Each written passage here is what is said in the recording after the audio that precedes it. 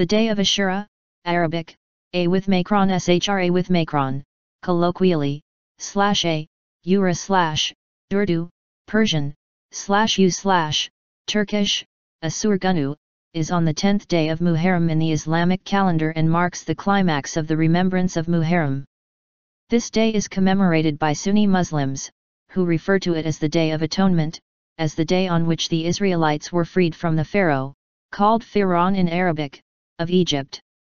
According to Sunni Muslim tradition, Ibn Abbas narrates that Muhammad came to Madina and saw the Jews fasting on the 10th day of Muharram. He asked, "What is this?" They said, "This is a good day, this is the day when Allah saved the children of Israel from their enemy and Musa, Moses, fasted on this day." He said, "We are closer to Musa than you." So he fasted on the day and told the people to fast. However, Shia Muslims refute these stories and maintain that Ashura is a day of great sorrow due to the tragic events of Karbala. In support of this claim, they cite many stories and hadith of the Islamic prophet Muhammad which mention that he wept profusely upon being informed of this day, as well as occasions when he talked about how Muslims would kill his beloved grandson Hussein along with his family, relatives, friends, and supporters. Citation needed. It is commemorated by Shia Muslims as a day of mourning for the martyrdom of Hussein ibn Ali, the grandson of Muhammad at the Battle of Karbala on 10 Muharram in the year 61 AH, in AHT, October 10, 680 CE. The massacre of Hussein with small group of his companions and family members had great impact on the religious conscience of Muslims. Especially Shia Muslims have ever remembered it with sorrow and passion. Mourning for Hussein and his companions began almost immediately after the Battle of Karbala, by his survivor relatives and supporters. Popular elegies were made by poets to commemorate Battle of Karbala during Umayyads and Abbasids era.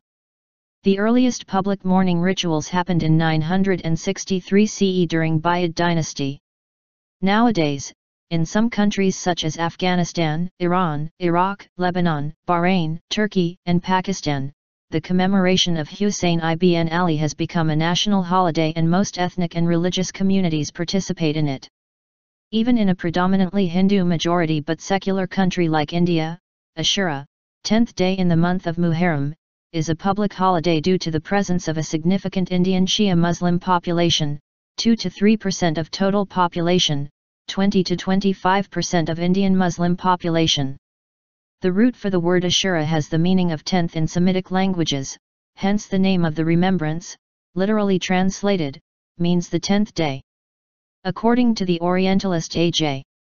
Wensenk, the name is derived from the Hebrew a with macron sr, with the Aramaic determinative ending. The day is indeed the 10th day of the month, although some Islamic scholars offer up different etymologies. In his book Ghaniyatud Taliban, Sheikh Abdul Qadir Jilani writes that the Islamic scholars have a difference of opinion as to why this day is known as Ashura, with some scholars suggesting that this day is the 10th most important day that God has blessed Muslims with. Historical background. In April 680, Yazid I succeeded his father Muawiyah as the new caliph.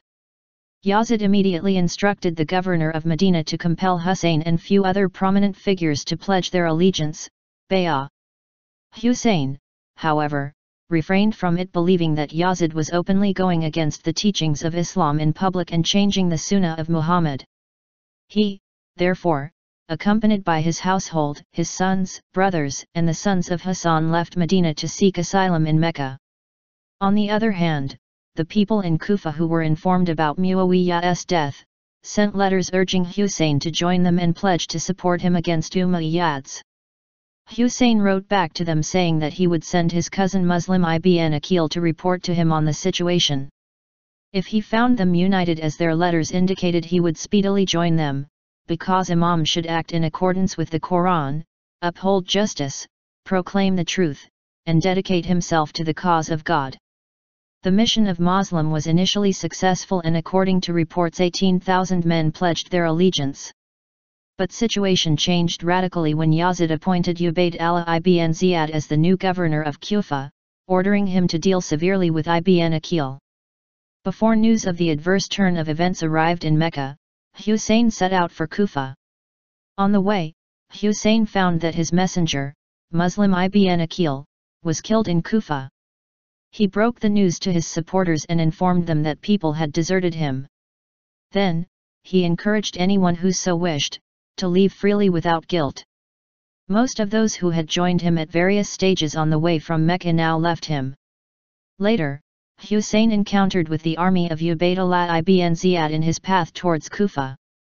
Hussein addressed the Kufans' army, reminding them that they had invited him to come because they were without an imam. He told them that he intended to proceed to Kufa with their support, but if they were now opposed to his coming, he would return to where he had come from. However, the army urged him to choose another way.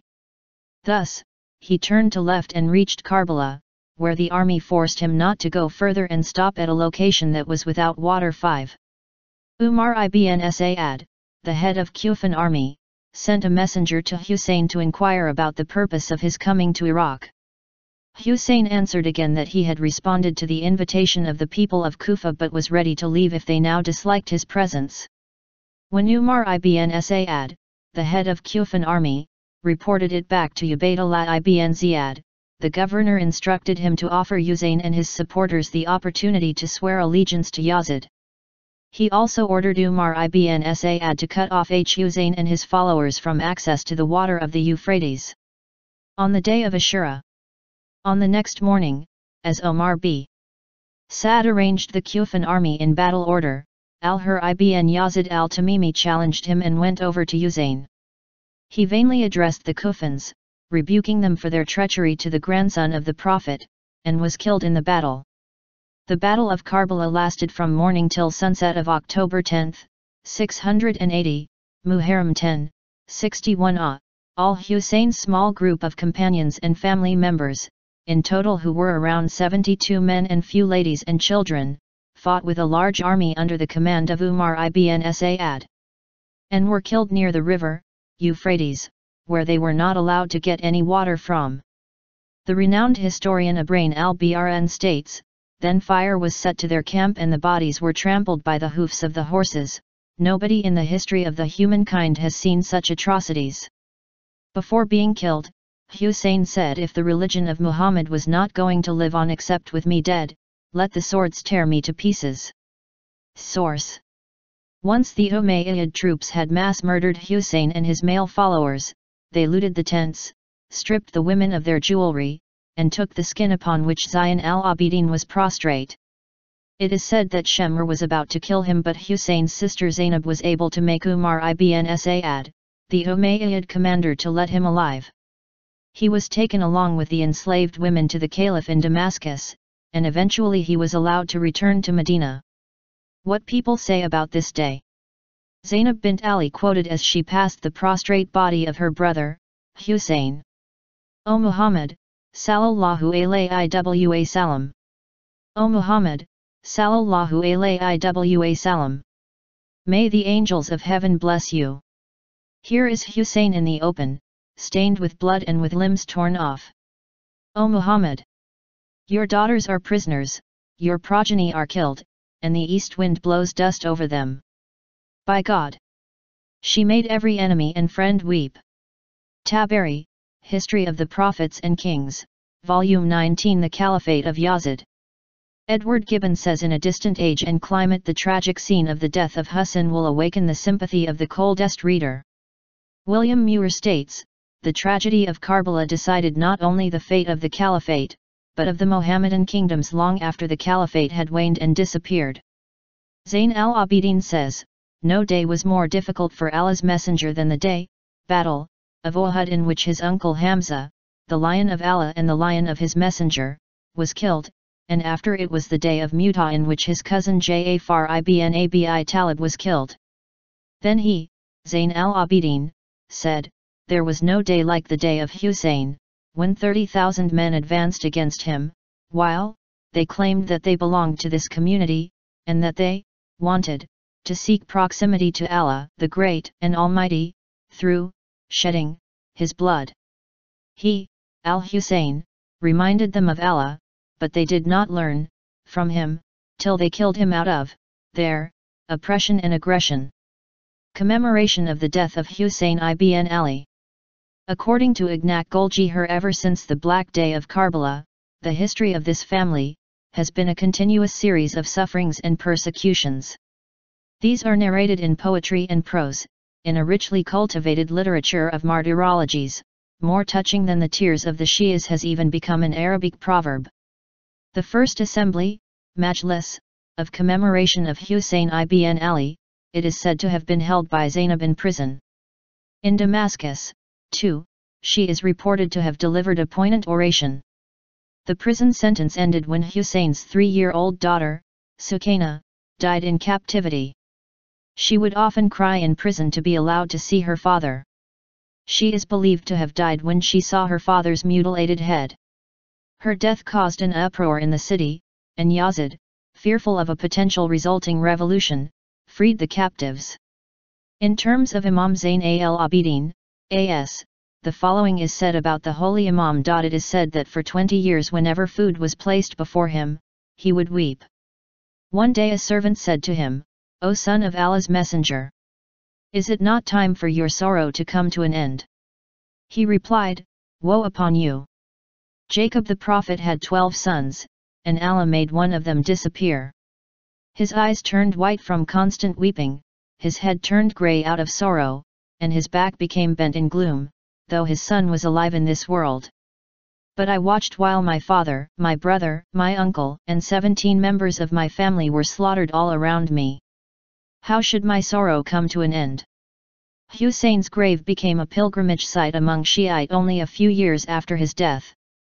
A tradition of pilgrimage to the Imam Hussein shrine and the other Karbala martyrs quickly developed, which is known as Ziarah Ashura. The Umayyad and Abbasid caliphs tried to prevent construction of the shrines and discouraged pilgrimage to the sites. The tomb and its annexes were destroyed by the Abbasid Caliph al-Mutawakkil in 850–851 and Shia pilgrimage was prohibited, but shrines in Karbala and Najaf were built by the Buwayhid Amir Adud al-Dawla in 979–80. Public rites of remembrance for Hussein's martyrdom developed from the early pilgrimages citation needed. Under the Buyid dynasty, Mu'izz ad-Dawla officiated at public commemoration of Ashura in Baghdad. These commemorations were also encouraged in Egypt by the Fatimid Caliph al-Aziz. From Seljuk times, Ashura rituals began to attract participants from a variety of backgrounds, including Sunnis. With the recognition of Twelverse as the official religion by the Safavids, mourning of Muharram extended throughout the first 10 days of Muharram. Significance of Ashura for Shias. This day is of particular significance to Twelver Shia and Alawites, who consider Hussein, the grandson of Muhammad, al-Bayt the third Imam, to be the rightful successor of Muhammad. Muharram procession in Kashmir, India. According to Cameron Scottigai, the symbols and rituals of Ashura have evolved over time and have meant different things to different people. However, at the core of the symbolism of Ashura is the moral dichotomy between worldly injustice and corruption on the one hand and God-centered justice, piety, sacrifice and perseverance on the other. Also, Shiite Muslims consider the remembrance of the tragic events of Ashura to be an important way of worshipping God in a spiritual or mystical way. Shias make pilgrimages on Ashura, as they do 40 days later on Arba'in, to the Mashhad al-Hussein, the shrine in Karbala, Iraq that is traditionally held to be Hussein's tomb. On this day Shia are in remembrance, and mourning attire is worn. They refrain from music, since Arabic culture generally considers music impolite during death rituals. It is a time for sorrow and respect of the person's passing, and it is also a time for self-reflection, when one commits oneself to the mourning of the Hussein completely. Weddings and parties are also not planned on this date by Shias. Shias also express mourning by crying and listening to recollections about the tragedy and sermons on how Hussein and his family were martyred. This is intended to connect them with Hussein's suffering and martyrdom, and the sacrifices he made to keep Islam alive. Hussein's martyrdom is widely interpreted by Shia as a symbol of the struggle against injustice, tyranny, and oppression. Shias believe the Battle of Karbala was between the forces of good and evil, with Hussein representing good while Yazid represented evil. Shias also believe the Battle of Karbala was fought to keep the Muslim religion untainted of any corruptions, and they believed the path that Yazid was directing Islam was definitely for his own personal greed. Shia Imams strongly insist that the day of Ashura should not be taken as a day of joy and festivity. According to a hadith which is reported from Ali claiming it was on that day the God forgave Adam, Noah's ark rested on dry land, the Israelites were saved from Pharaoh's army, etc. The day of Ashura, according to 8th Shia Imam, Ali al-Rida, must be observed as a day of inactivity, sorrow, and total disregard of worldly cares. Some of the events associated with Ashura are held in special congregation halls known as Imambarga and Husainiya. Citation needed. Cutting with knives or chains. Suffering and cutting the body with knives or chains, matam, was banned by the Shia Marja Ali Khomeini, supreme leader of Iran, and by Hezbollah in Lebanon. Other marjas like Mohammed al-Husseini al-Shirazi promote hemic flagellation rituals as a way of preserving the revolution of Imam al-Hussein. On Ashura, some Shia observe mourning with blood donation, which is called kamzani, and flailing. Certain traditional flagellation rituals such as tulwarzani, tulwar matam, or sometimes tatbir, use a sword. Other rituals such as zanjir zani or zanjir matam involve the use of a zanjir, a chain with blades. These religious customs show solidarity with Hussein and his family. Through them, people mourn Hussein's death and regret the fact that they were not present at the battle to fight and save Hussein and his family. In some areas, such as in the Shia suburb of Beirut, Shia communities organize blood donation drives with organizations like the Red Cross or the Red Crescent on Ashura as a replacement for self-flagellation rituals like tatbir and kamzani. Some Shia believe that taking part in Ashura washes away their sins. 45 A popular Shia saying has it that, a single tear shed for Hussein washes away 100 sins. Popular customs. For Shias, commemoration of Ashura is not a festival, but rather a sad event, while Sunni Muslims view it as a victory God has given to his prophet, Moses. This victory is the very reason, as Sunni Muslims believe, Muhammad mentioned when recommending fasting on this day. For Shias, it is a period of intense grief and mourning. Mourners congregate at a mosque for sorrowful, poetic recitations such as Marsiya, Noha, Latmiya, and Soz performed in memory of the martyrdom of Hussein, lamenting and grieving to the tune of beating drums and chants of Ya Hussein. Also ulamas give sermons with themes of Hussein's personality and position in Islam, and the history of his uprising. The sheikh of the mosque retells the Battle of Karbala to allow the listeners to relieve the pain and sorrow endured by Hussein and his family. In Arab countries like Iraq and Lebanon they read Maqtal al-Hussein. In some places, such as Iran, Iraq, and the Arab states of the Persian Gulf, Tazi, passion plays, are also performed reenacting the Battle of Karbala and the suffering and martyrdom of Hussein at the hands of Yazid. Indian Shia Muslims take out a Tazia procession on day of Ashura in Barabanki, India, Jan. 2009. For the duration of the remembrance, it is customary for mosques and some people to provide free meals, najri, on certain nights of the month to all people. Citation needed. People donate food and Middle Eastern sweets to the mosque. Citation needed.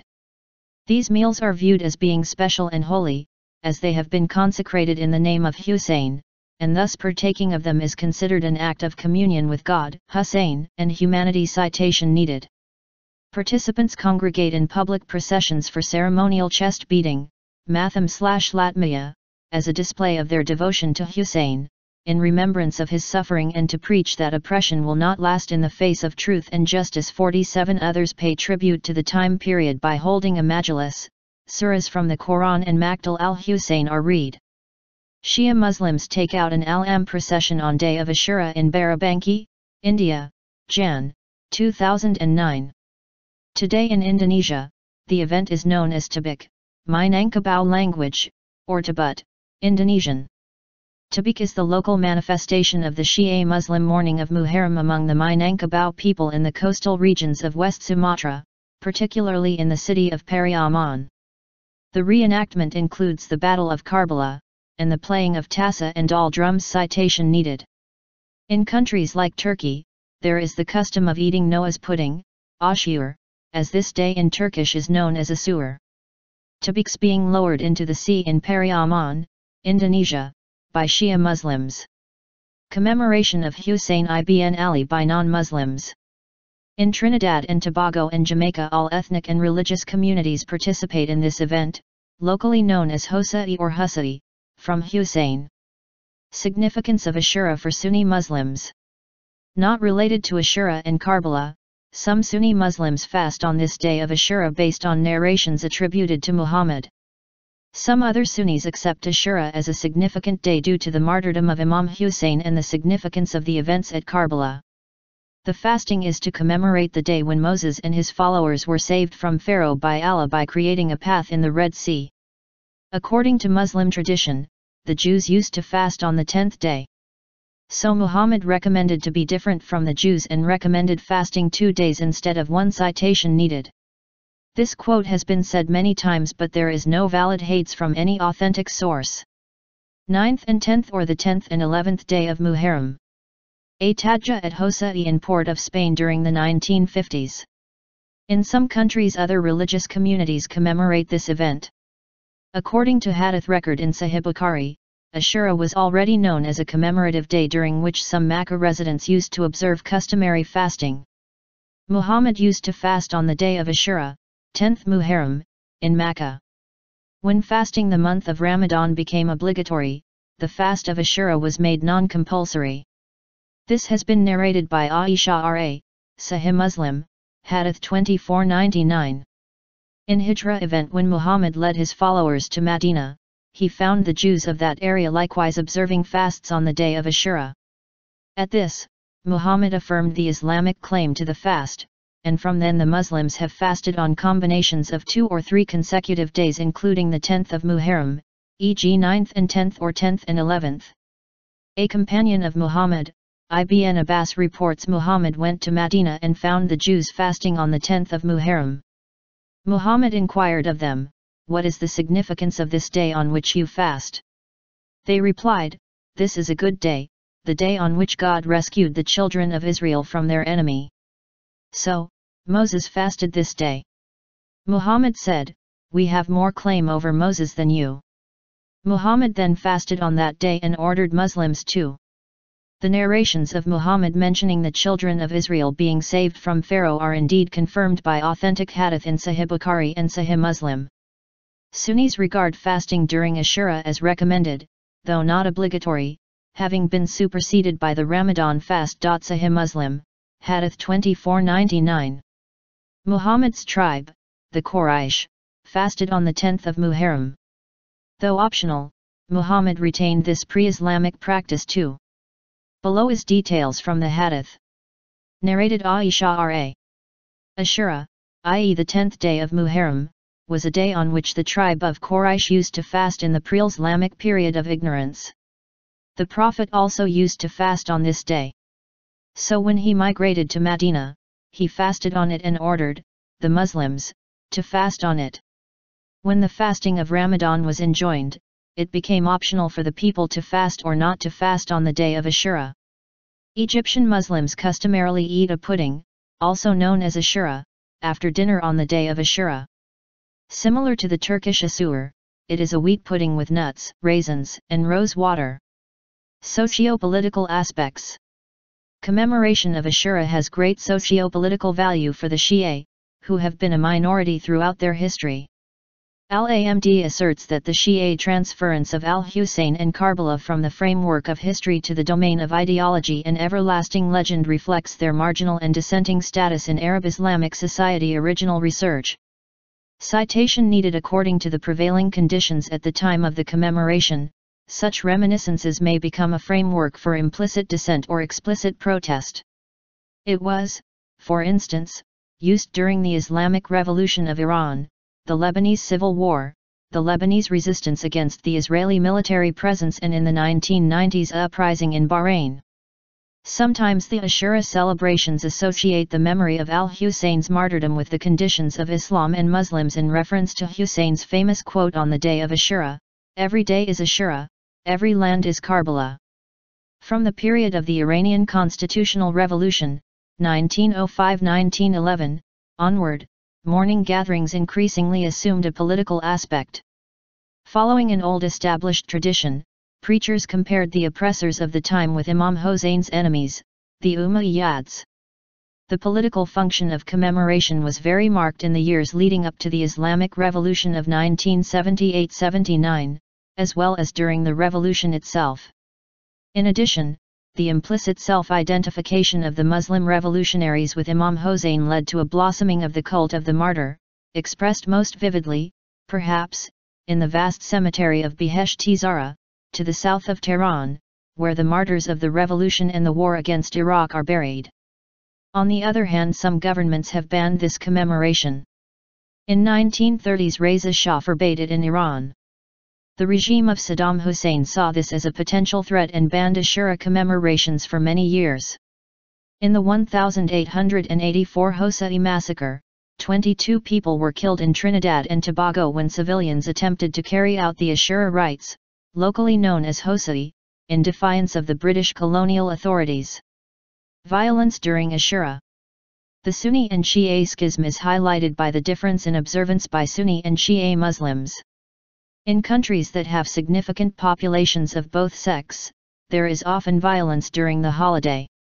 On June 20, 1994, the explosion of a bomb in a prayer hall of Imam Reza's shrine in Mashhad killed at least 25 people. The Iranian government officially blamed Mujahideen Khalq for the incident to avoid sectarian conflict between Shias and Sunnis. However, the Pakistani daily The News International reported on March 27, 1995, Pakistani investigators have identified a 24-year-old religious fanatic Abdul Shakur residing in Lyari in Karachi, as an important Pakistani associate of Ramzi Yousef.